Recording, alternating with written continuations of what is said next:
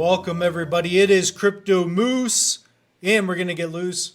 Mitchell Bouchard, your crypto and NFT investor. We've got a special episode for you today. What I'm gonna do is I'm going to break down what are cryptocurrency wallets, and I'm gonna show you how to best protect your digital assets. So we're gonna slow things down. I'm calling this, I believe, the ultimate digital asset protection video. This is by far the most important video that I've ever made on this channel. And you will see why. So let's dive right into it. I don't want to waste any time. If you guys want to, if you get something out of this, make sure to smash a like button, subscribe, and comment down below. Comment whatever questions you have, even if you feel like they are beginner level questions, like what is the blockchain? How do I connect to a dApp? Whatever it is, just ask away. And if you want, rewatch this video because I'm not going to be doing another one to this extent. By the way, we are Wednesday, December 8th, 2023. So depending on when you're watching this video, perhaps there's new technology, better ways of doing things. But at this point in time, this is the way to do it. So let's dive right in. The most important crypto video, how to protect your digital assets. So what we're going to do is we are going to work our way down the screen. None of this is financial advice. I'm not telling you what to do. I'm going to share with you what I've learned over the past 5 years getting into the space, investing quite heavily. So when it comes to crypto, we are talking about blockchain. Blockchain is a way in which we can have an open ledger. You could imagine the blockchain as a see-through box that has a record of all previous transactions and current transactions that are happening. Okay? So when you are sending and receiving fungible tokens like Bitcoin, Ethereum, some ADA, or perhaps you're sending an NFT, you are sending transactions through the blockchain. So all of your tokens, and again, I'm dumbing this down. I go through it much better in an online course. When you are holding Cardano, your tokens are on the blockchain. You can imagine that I have Cardano right here. Let's say I have 1 ADA in a wallet, and somebody else has 10 ADA in a different wallet. We are moving tokens inside Cardano's blockchain. So for example, Bitcoin, they have their own blockchain. Bitcoin runs on a little bit of different rules, right? A different protocol. They have their own blockchain. Ethereum has their own blockchain. We can imagine that this is Bitcoin's blockchain where you simply move Bitcoin around. Your tokens, the way you get access to them, are with your private keys. And that's what we're going to talk about. So you have the blockchain. For most proof of work blockchains, you run expensive computer hardware like Bitcoin, and you're mining for the new supply, the remaining supply. All right. So transactions are done, and it's basically a bunch of interconnected nodes. That's what the protocol runs on. So it's software. I have one running behind me. So when it comes to a wallet, okay, and we kind of went over this a touch, right here we have in green. And we're going to go over Bitcoin first to make this simple. The majority of this video will be using Bitcoin as the guide. So here it says AADR. This is your public address. Okay. So we're going to imagine that you have a Bitcoin wallet. And this is in the Bitcoin days, the early days. So when you first had Bitcoin, you would literally have this written down on a piece of paper or on your computer. You would have to physically type or remember this string phrase. This is your public address, the one in green, okay? The one in red, it's a little bit longer typically, that is your private keys. The public address, that's what is stored on the blockchain. So if you're sending, receiving, that's how we can manage and check each other to make sure that, you have what you say you have, right? That's how transactions work in a way too. So all these public addresses are, they can be viewed. And with that, we can know how much this address has. We don't know who owns the Bitcoin that are stored on this address, but we know how many Bitcoin are on it. So that's where the transparency comes into play. So your private keys, okay? When you generate a wallet, and we're going to show you the differences between wallets, private keys, that's what they're called. This is something that you share with nobody.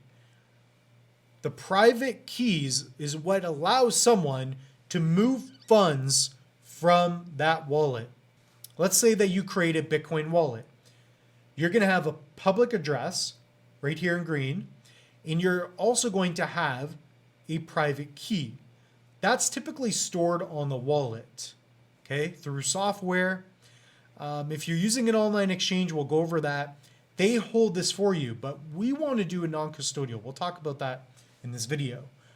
So long story short, the public address, that shows you how much Bitcoin you have, let's say. The private keys is whoever owns it in the wallet, whoever has access to it, there's different ways, that person owns that crypto because they can move funds away. The way somebody takes your crypto is they get your private keys. So they somehow get your private keys, or they have access to sign a transaction on your behalf. Multi-asset days. So what I'm getting at with that point is we are beyond Bitcoin. We have smart contract tokens now. We have Ethereum, we have Solana, we have Cardano, we have BNB. So now instead of just moving Bitcoin from one address to another, right? And Bitcoin's divisible, right? There's what, 8 decimal points. There's 100 million sats per Bitcoin. You can send somebody a fraction of Bitcoin, but now you can send somebody an NFT. What that means is you can send someone a specific asset ID number that represents a vehicle in a video game, like a bubble jet, or a piece of land in a game, or something that represents a piece of art. It could be worth 60 million. And it's all verified and maintained on the blockchain. So we have wallets now that you can take your smartphone, download software, hold an NFT, a specific asset ID number that you own. Because you own the private keys, you can send it away. So I hope that makes sense. The real idea of this video is to show you how to protect your assets, but I'm going to go a little bit more. So the point is, it used to be more difficult, not that long ago. You only had Bitcoin as the first internet money, and it's still valuable today. It's becoming scarce, more scarce every 4 years, about 130 days from today, next halving. Now you have multi-asset protection. So if you have money and it is all stored on a piece of paper, let's say you're an old-time Bitcoin user, you do not have to have it on paper. You do not have to have it on a cell phone. You can now use a hardware wallet. You can use something like a ledger or a Trezor. This adds another level of protection. So the real problem with your crypto wallets is that somebody gets access to your private keys. This thing in red, this string phrase, it's a unique alphanumeric address that is tied to your wallet. Okay, so oftentimes, again, it used to be just stored on computers on USB, or now basically most people have it on their phone, or they use an online exchange. What you should be using, and the point of this video is you should have a hardware wallet because, for example, I am trading some Cardano, some Kopi. I have this device, this black device. On this device, I have private keys. I have a mnemonic seed phrase. It's an encrypted version of my private keys. Basically, this thing in red, I have stored on here. And the only way you can get access to be able to sign transactions on my behalf is to physically have the device and to know the PIN. So that adds another layer of protection. When people talk about hardware wallets, that's what you're doing. You're adding another layer of protection. You're making it more difficult to be hacked. So that's what I want to go over in this video. And it's important because now we're not just playing with Bitcoin. Now we are connecting to dApps. There's airdrops. There's buying NFTs. There's staking. There's lending. There's yield farming. So now we're connecting our wallets to websites, connecting your wallet to malicious sites. So the one scarce thing that I still have even with hardware wallets is if I connect this device to a malicious website and it drains my account, it's usually what happens when somebody gets hacked. Typically somebody will get their private keys, or you accidentally sign a transaction and it's a bad one. So that can happen. And I'm gonna go over a way that for those of you that even when you have a hardware wallet, I want to go over something I've been thinking about for months. So level 1. Okay, and what I did is I broke this down into 5 levels. Comment down below, which level are you? Most people, when they get into crypto, they use an online exchange. They use Binance. They set up an account, and there's nothing wrong with this. There's benefits to it. I'm not going to go over all the benefits, but really it's the ease of use. At the end of the day, you have a custodial wallet, meaning when you set up a Binance, a Coinbase, you set up an online exchange, you are trusting that that website will stay up, that the company will not steal your tokens, and you basically have a password protected account. So use a good password. The thing is that with an online exchange, you can do so much. The entry level is good. So if you're using one, that's fine. But there are better ways, specifically if you have a lot of crypto. So level 1, that's if you're using an online exchange. It is not the best way long-term to hold your cryptos. We're going to show you better ways right now. Level 2. Level 2 is having a non-custodial wallet. Would mean that you have something like a hot wallet. Okay? So that's right here what you see on the screen. Right here I have a Nami wallet. So with my Nami wallet, it's a Chrome extension tool. If somebody hacks my computer and they get my password, they can send my tokens away. Not good. Not good. So that's why it's a level 2. So using an online exchange, it's still good. There's a lot of benefits. I recommend a lot of people to do it. I do. So again, it comes down to many factors, right? So level 1, online exchange. Hot wallet is a non-custodial. When you hear the term non-custodial, what that means is that you have self-custody over your assets. So typically, I have a piece of paper here. You write down your mnemonic seed phrase, which is your private keys. You own your keys. Not your keys, not your cheese. It's not your keys, it's not your cheese. Meaning, when you set up a non-custodial wallet, yes, you have more authority over your assets. I have more authority with the cold wallet, non-custodial, but it also brings on more risk. I'm going to put it in my pocket. Why not? Just remember that. With more authority comes more responsibility for your wallets. So if you're number 2, level 2, comment down below. What I encourage all of you to do is to somehow get to level 3. And this is a rough guide. If you're using an online exchange, typically you're someone that has between $100 and $50,000. Some people have more. An online exchange, the benefit of it is you can get in and out of the market quick. You pay less fees if you're trading a lot. So if you're trading a lot, I understand it. So level 2, $100 to $1,000 typically. Now, when you get to the point where you have between $100 and $25,000, typically when you get to the point where you have a couple $100, maybe 500, that's when I recommend you to step up and get to level 3. Level 3 is going to change the game. That's when you have a hot wallet. All right, so you use the hot wallet for buying NFTs. Maybe you have $100, $500 max, and it's your everyday carry. What you also have is a hardware wallet. So you're going to get a hardware wallet, and if you want one, we have links in the description below. It will save you up to 25% off. Use it because, sure, I get a little kick but you get a huge kick out of it as well. This is a Trezor Model T. By far, if you have $200-300 to spend, it's a lot. This is the wallet of choice. Best bang for buck. They also have the new one, the Trezor Safe 3. It's like less than $100. Pick that up. This will act as an intermediary. So I can use my phone, a hot wallet.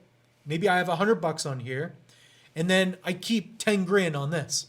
So whenever I want to buy something, I'll load it up. So I try to keep this not connected to the internet as much. So if you can, keep the majority of your assets on this device. Does that make sense? If you're level 3, comment down below. Level 4. This is the sexy level. If you're level 4, you are a G. If you're level 4, you're really going to get something out of this video as well. Because I'm bringing up the level 5, which is going to help out a lot of you as well long term. You're using this as your everyday carry. Maybe you're buying NFTs. You're doing some staking, farming. Now, you have your hardware wallet, and you also have a metal seed recovery. So in the case of, you're probably going to have 20 grand or more in crypto. Let's say you have 20 grand. It's on your hardware wallet. You lose the wallet. Well, you don't want to have your backup on paper. You want it written down on metal. So pick up a metal recovery seed sheet. I have videos on this channel for free. Watch those videos, how to back up to metal. So that's going to add another safety level. You're going to sleep better at night knowing that you have all of your assets in case you lose this wallet. If somebody breaks into your house, they steal this. I bring this around with me. If somebody gets this, if somebody gets my card, they don't know my password. They don't know my PIN. You should be interacting and using your hardware wallet. Hide your backup. Don't put it on paper, put it on metal. So that will bring you to level 4. Okay, if you're level 4, comment down below. You are just on a different level. Level 5. Something I wanted to hit on in this video. This was going to be a different video, but I figured I would just merge it. Why not? Let's just make a good long video. This is the ultimate guide. I'm not doing another one. I'm retired after this unless the technology really shifts into quantum computing. This is kind of what I do. So this is where you have a hot wallet. Let's give you a little scenario. This hot wallet, maybe you have a couple grand on it. You're shopping, you're doing things with it, and you also have a hardware wallet, right? You're like me. You do yield farming. Maybe you have 10 grand on here. But you also have another hardware wallet. That hardware wallet, the second one, you keep 80% of your Bitcoin at all times on this wallet. You never connect this to the internet. You never plug it in to the internet. You only load up your wallets. So this I use with my NAMI. This I never connect to a DApp. If you have 2 hardware wallets, one you take on the go, you use it every day. But I don't keep all my money on here. I always keep at least 10 grand on here, whatever it is. Or you keep 90% of your money on here. Do you get the point? But at all times, you have that second wallet where that is your wallet where, when you're getting out of the market, you throw it all there. You just don't do anything with it. You do not expose it to risk. Going up here, you eliminate the connecting your wallet to malicious sites. If you do it with the hot wallet, sure, you'll lose $100, maybe at worst. You lose maybe 1,000, but you never lose 50 grand because you took $100, you bought a good hardware wallet, and you're always good. You can sleep at night. You can sleep. The lowdown. Number 1, you don't own your assets. So get off exchanges. I'm not saying to not use exchanges, but if you have 10 grand in crypto, pick up a freaking hardware wallet. Always keep half of your funds on it or 20%, whatever. That's your fault. At this point in time, you need a non-custodial wallet. That's a hardware wallet. That's a hot wallet. A hot wallet's good, but guys, get off exchanges. Get off exchanges because FTX, I lived through FTX. I never had money on FTX. Binance is now banned in Canada. You can't really even have an account. I've been using a hardware wallet. I did not want to buy a hardware wallet when I did, but I did. Comment down below. Are you someone who is yet to buy a hardware wallet and this video woke you up? That's why I'm making this video. Guys, I literally want to sleep right now. I literally want to sleep. I don't even want to be making this video because I'm hungry, I'm dieting. Please, please buy a hardware wallet. Even if you don't use my links in the description below, I don't care. Protect yourself. Own your assets. Okay. Number 2, someone hacks your wallet. How do you fix it? Buy a hardware wallet. Get off exchanges. Buy a hardware wallet. Buy 2 hardware wallets. They're freaking, it's $50 Canadian. Like, it's $40 to get a hardware wallet. Find one. I show you the best ones on the channel. So the way someone's going to hack your wallet is typically if you have a hot wallet. And if you have a hot wallet, you probably don't have a lot in crypto. And if you do, buy a hardware wallet. Climb up the levels. Pause the video, rewatch. I'm trying to help you. Number 3, you lose your backup. Don't lose your backup. That's why I brought up the metal. Use metal. There are alternatives for you. So I'll even go over that in Smile. That was a reminder for me because I knew I would get angry. So go here. Check out the link tree. Go to Trezor. Go to Ledger. Go to the proper website. By the way, when you're ordering a hardware wallet, go to the proper website. I have links for you. You're going to make sure you're on the right website. But check. Make sure you're on Trezor.io. Make sure you're on elipal.com, whatever the site is. So here, this one's expensive, but you can do a lot with it. So if you can't afford it, pick up a Safe 3. Pick up a Model 1. Pick up a Safe 3. Spend the extra $10. Guys, under $100, you can have a wallet that you can have Cardano. You can have every asset, basically, that you need. In here, you could also pick up products, accessories. Yeah, like pick up a metal backup, man. Like do this. Do this now. Do it now. Especially, think about it this way. If you make mistakes in crypto, do it early when you have zero money. But don't do it as you're growing and you build up 50 grand and you'll lose it all. Like it's not gonna be good. It's not gonna go well. Like, you know that guy who had, I think it was like, what do you have, like 10,000 Bitcoin and he lost it. He's looking through dumpsters. Like, don't have that happen. You can fix this now.